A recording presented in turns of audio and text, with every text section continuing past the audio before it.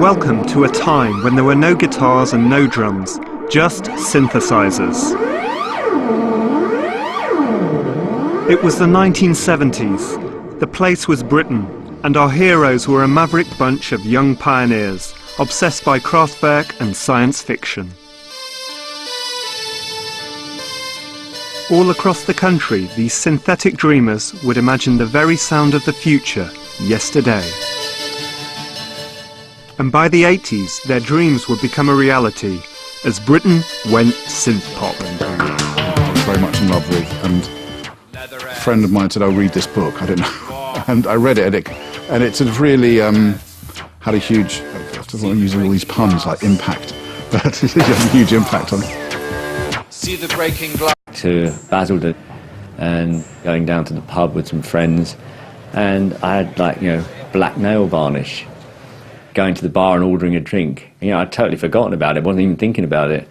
And some guy just said to me, "What the fuck have you got on your fingernails?" Well, Crocs was a really ordinary disco. Well, there was a crocodile, yeah. It was quite a sorry-looking animal, but it was alive. Terrible randy idiots like us, there ought to be two of them to look after each other. And Joanne and Susan turned up. I was being sarcastic there, by the way, with sitting there reading books, really.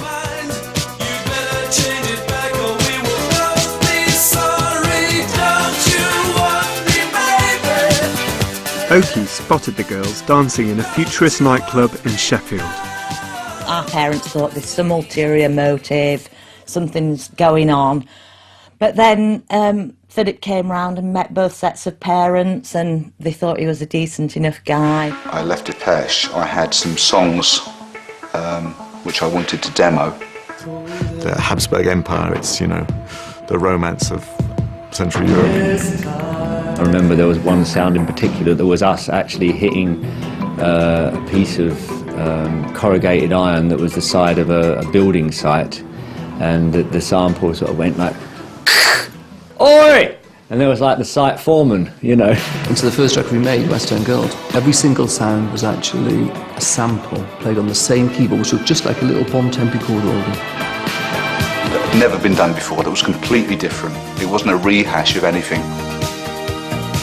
Those early electronic records, they'd never been done before, so it was a fine time. Synthesizers are somehow old-fashioned, and you get Oasis. Horror.